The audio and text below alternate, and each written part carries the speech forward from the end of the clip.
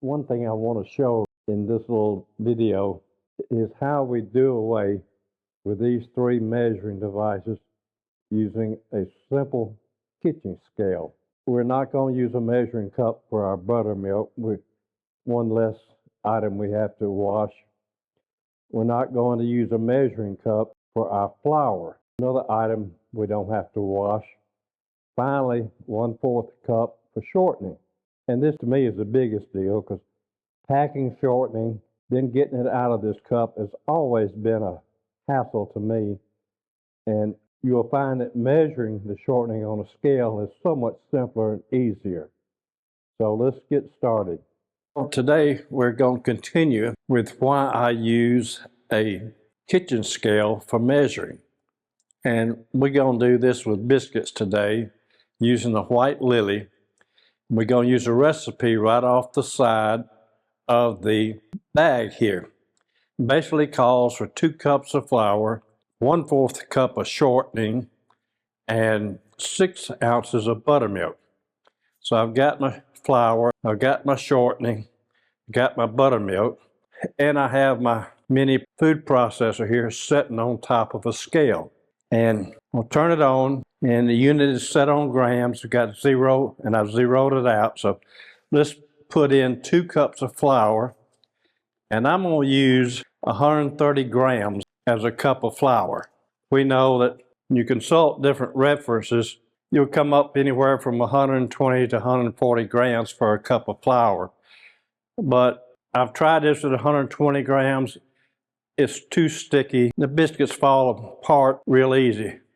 130 grams just works out a lot better, and I think it's actually closer to the true weight of this flour. So we're going to use 2 cups of flour, 130 grams per cup. We're going for 260 grams. I got 269. It's going to be a little too much, so let's take a couple out. So 200, here's 261. The only thing I do different from the recipe, I'll add a teaspoon of sugar. I just like a little bit of sweetness in the biscuit, just about a teaspoon.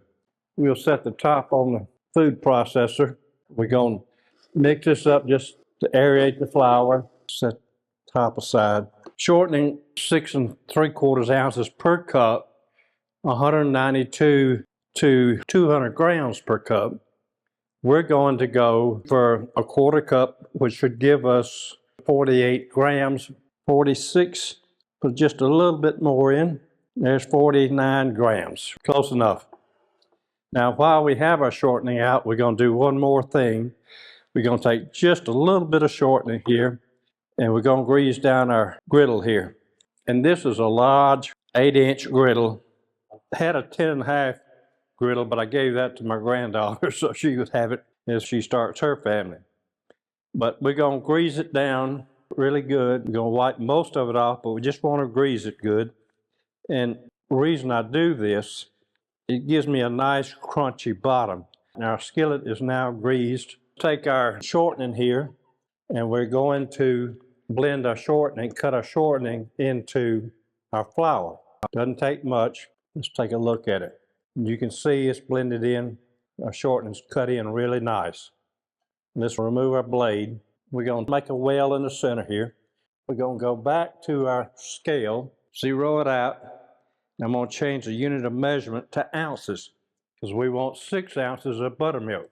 Shake our buttermilk up good.